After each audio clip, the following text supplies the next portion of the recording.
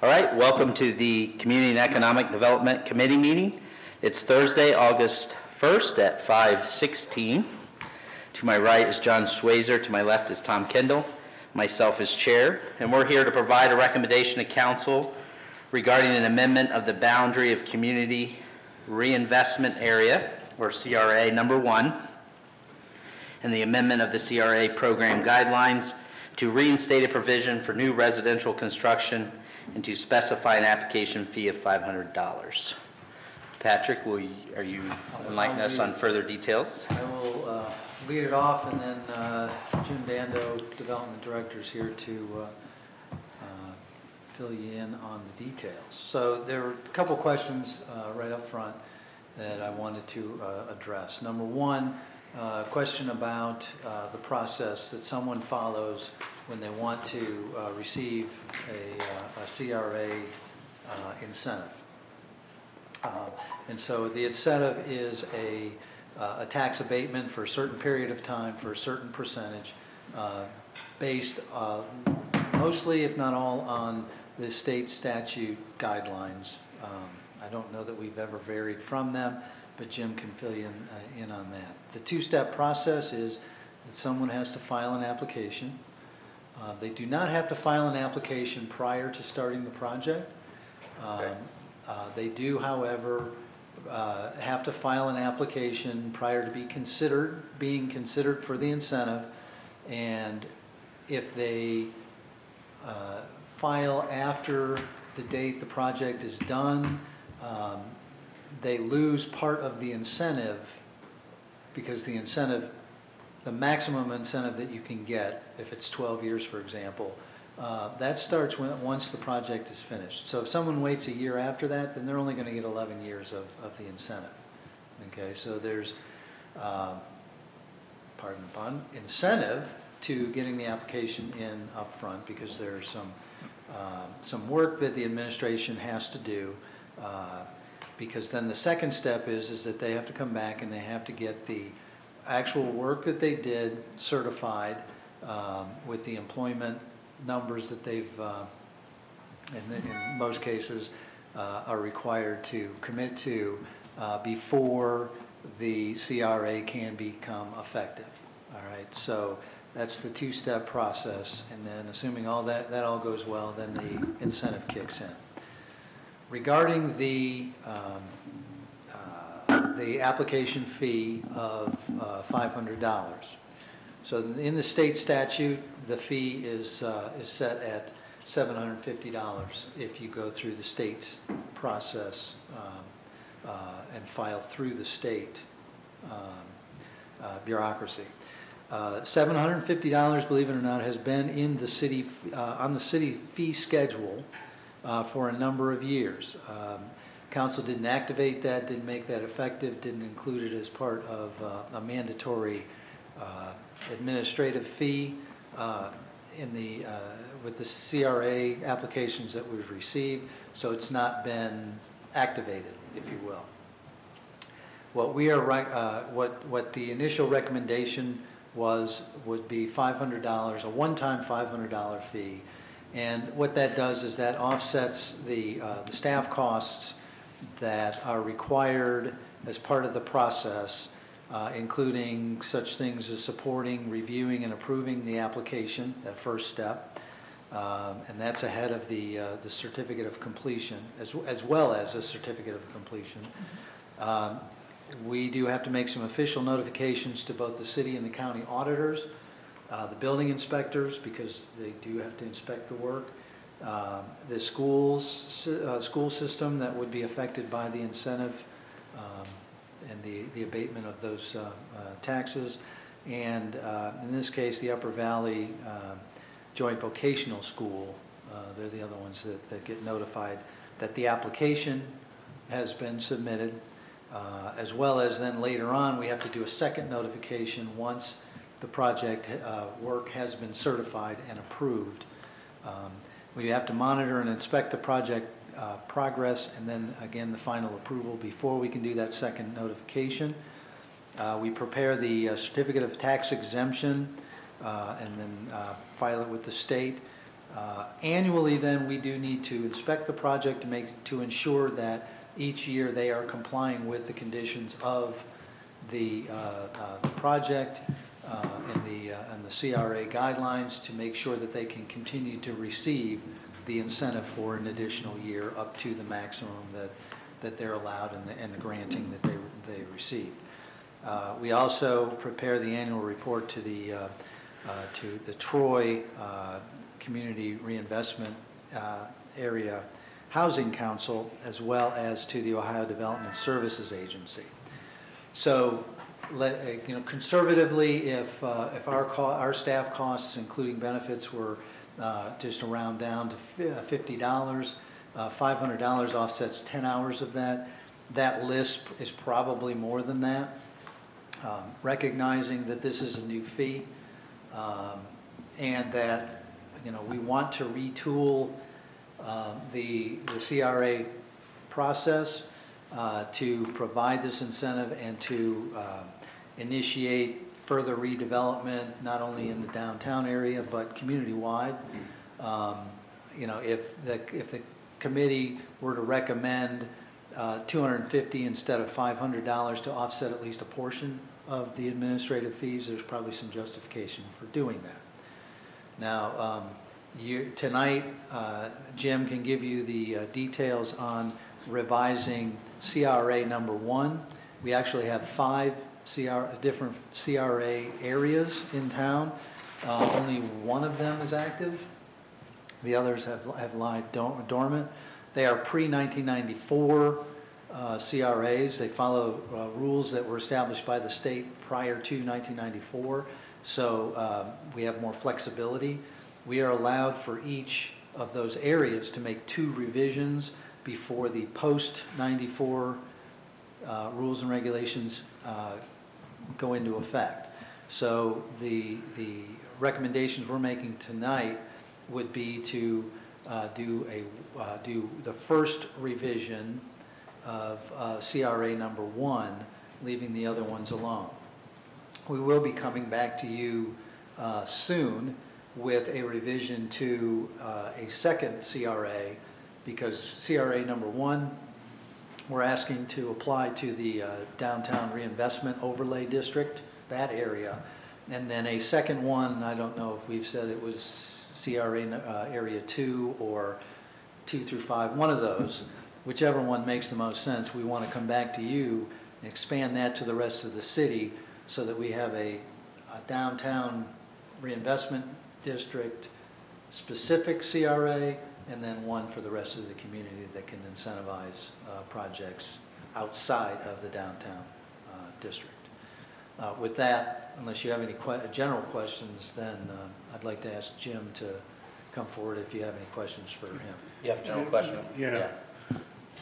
How many of these CRAs happens now, and how many do you anticipate? Jim maybe can answer that, what we have outstanding right now. Okay. It's not too many, I don't believe, but we do have some. We anticipate, though, by retooling this, changing the guidelines, creating a better structure, and then separating between the downtown and the rest of the community, that we expect that we will see quite a few more that come in.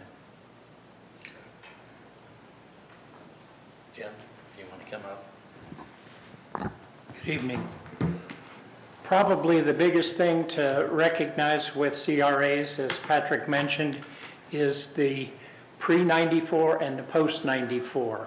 What happened is that the state legislature made some major changes to all the development incentives in 1994. And part of what they did was to actually take away a lot of control from local communities. Under the old 1970s rules, RCRA, which has been continuing to operate that way, is pretty much under the control of Troy City Council. The newer regulations, each project takes the involvement of the folks in Columbus. So it is a lot more complicated. We've tried to avoid that, certainly, and have not, in Troy, amended any of our CRA districts since those major changes. That's kept them under the old rules, which we can continue to do. The biggest change that we've seen here, which has prompted this, is coming out of the revitalization study that was done 2 years ago now, which has prompted a lot more development in downtown Troy than we had seen in previous years. You questioned how many projects there have been in CRA. In the 40 years that we've had CRAs, we've had about 130. And that's scattered out through all 5 areas, many west of the interstate and a lot still downtown. What would be a couple Currently- of examples of those, Jim? I'm sorry? What would be a couple of examples of those? Well, certainly downtown, we've seen the buildings around the square, some of those that have been redone. Most recent one was where the Caroline is. Some of the upper floor work has qualified for tax abatement. And I'll remind you again that the tax abatement is only on the new investment. Existing taxes in Ohio can't be abated through these processes. So a building's taxed, it will continue to have those taxes due. But that's an example. Out west, some of the commercial and industrial development that we saw in the 80s and 90s did qualify, but starting in 98, when city council here made the change, those no longer qualified and instead have had to go under the enterprise zone program that you've also seen. So those are examples. Thank you. Currently, there's only about a dozen projects, and they're all in the downtown area, that are still receiving benefits. And some of those are due to drop off pretty soon because they were done 5 and 10 years ago. The concept in our revitalization study that was done 2 years ago was that in our target area was to expand our downtown to that area of the DRO that's shown on your map there, but to encourage repair of existing buildings, reutilization of vacant buildings, particularly the upper floors, and those projects take a lot of money. In an existing building that's maybe not as kept up and modern as some of the more recent developments, those are expensive projects. And the concept is that for a period of time, at least they wouldn't need to pay a property tax on that new investment. That's the whole concept behind it. The proposal for expanding the area will fit that same DRO area that you've seen before.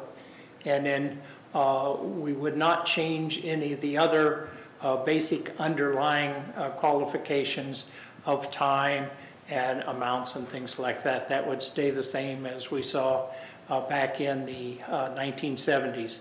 And what that does is it encourages not only new construction, but repair and revitalization, renovations of existing buildings in this area. Questions? Questions?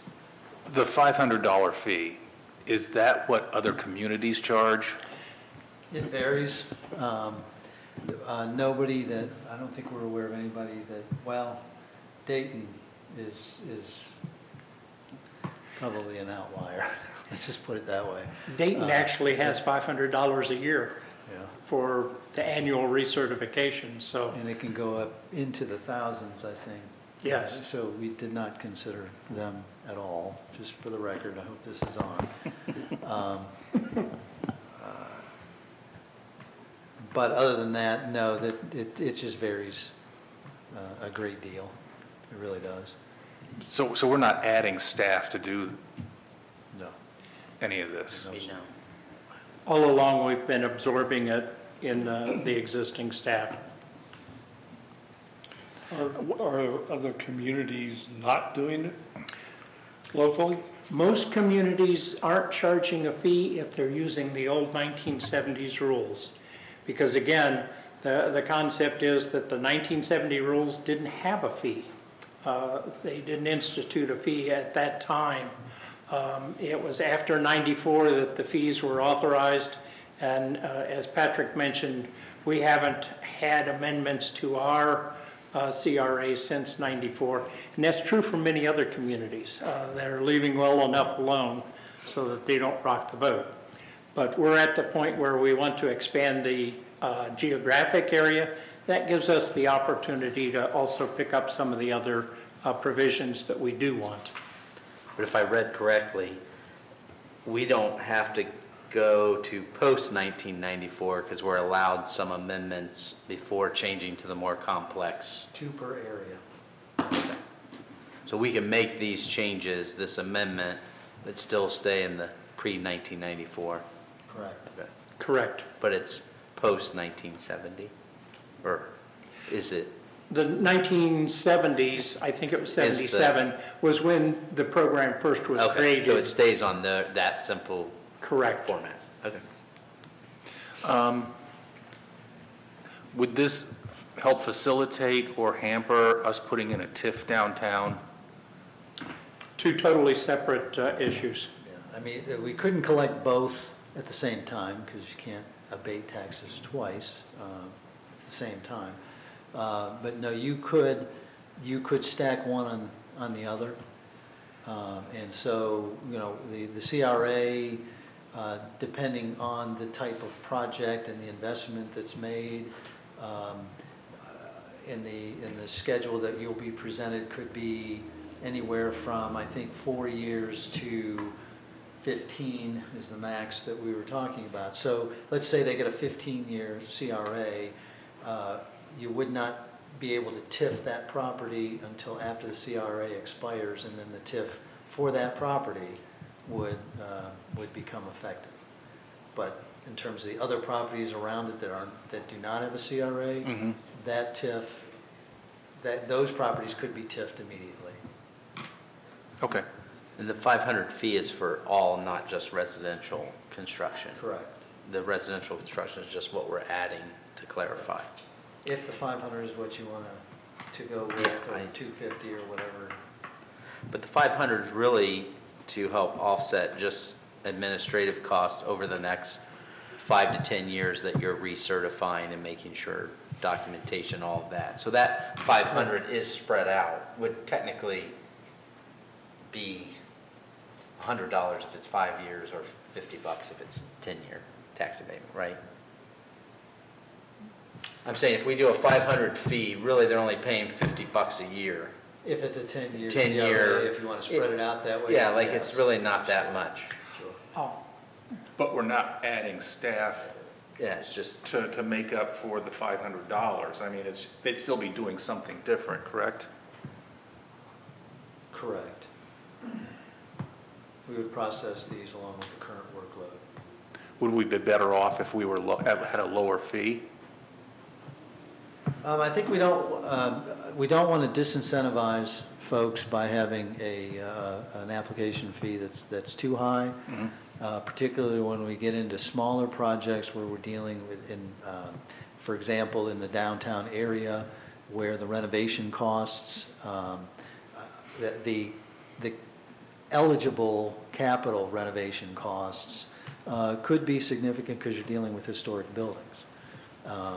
You know, whether it's 250 or 500, you know, it may not be as much of an impact to some, but perhaps a small business owner or a property owner, it could be more significant, especially since we're not just dealing with, you know, the core downtown buildings. We would be addressing other properties such as residential properties in the downtown reinvestment, or downtown overlay district, DRO, which would have, you know, residential properties in that area. Okay. See, I guess,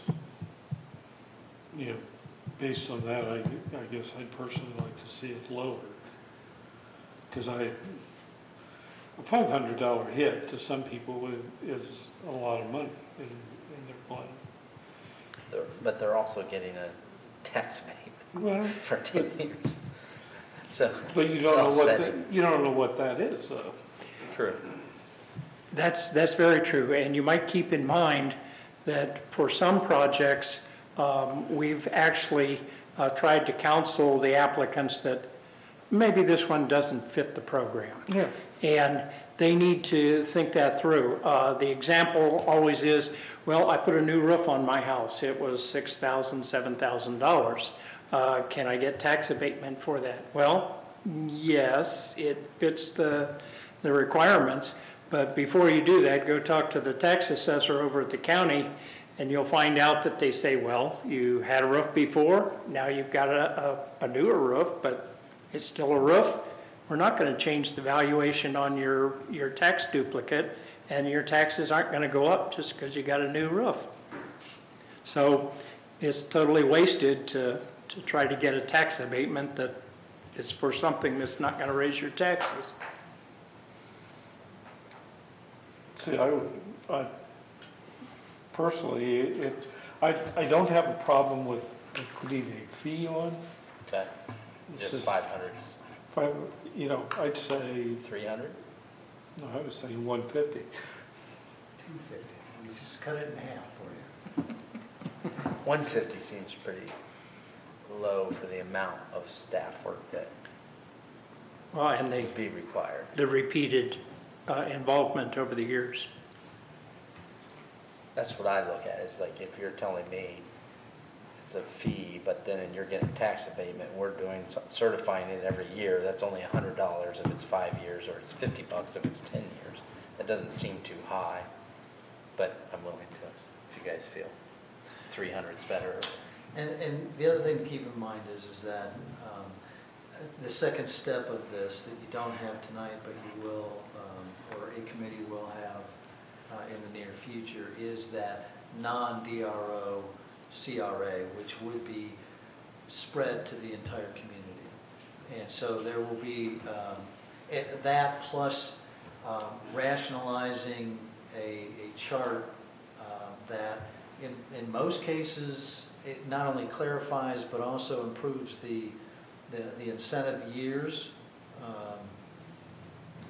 particularly for larger, well, mainly for the much larger investments. By doing that, we are going to be looking at more workload. Not to the point where we're going to need to add staff, but we do have official notifications that will require us to spend money on certified mailings, those kind of things, as well as the annual monitoring and reporting requirements that we will have under the state code. So there is some justification. That's why when we talked internally, when there was a question about the $500 fee, that we felt that if we want to draw kind of a compromise and not expect to recoup all of our administrative expenses, but look at this as an economic development support, that going to half of that and at least paying 50 cents on the dollar, if you will, would be justified and would help the program. And we may come to you in the fee schedule when we review that every so often and look at adjusting that, but for now we think 250 is very reasonable and still offers the incentive, the attraction to incentivize reinvestment and new builds. Other questions? I'm good with 250? 250. Are you good with 250? And that's every application, regardless if they get a CRA or not. That's correct. I mean, that's part of the application process. So when they submit the application, we don't even consider it much like anything else unless they've got the 250 with it, yes. Okay. We do counsel them ahead of time, though, as I mentioned, that they need to explore pretty carefully what they're going to be doing before they file. That is a good point. I mean, we don't, if somebody calls with a question about the CRA, we don't say, file the application, get your 250, and then we'll talk to you. We do not do that with CRAs. We don't do that with any of our permitting, regardless of what it is. So we have a building owner in the audience. Do you feel, Wade, to put you on the spot, but 250, do you feel that would be reasonable? It's reasonable, they do a good job Okay. in keeping track of viable tool for what we're trying to accomplish in downtown. Okay. And you feel the 250 would be not scary enough, but it'd be worthwhile? Personally, I like to see it free, that's all. Yeah, I know that. $1. I understand that there's administrative costs that they've got to cover. Anything else we can help you with?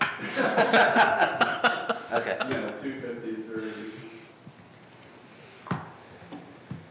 Are you fine with 250? Yeah. Are you fine with 250? All right, you move forward with the change of 250? It's not an emergency, it's just. Oh, anybody else in the audience have questions or concerns? Councilman Lutz? William Lutz, 801 East Franklin Street. And, you guys put the 250, which I think is probably a smarter move, because I was going to get up here and rail against the 500, but no reason to do that now. I guess my only question is each parcel its own separate application, or if on multi-parcel projects, can there be one overlapping application for all parcels in a project? Jim can clarify, but I believe each parcel has to be treated separately as a filing to get the incentive, because the county tax Actually, auditor. we've had this come up about 10 years ago with another project that was multiple buildings.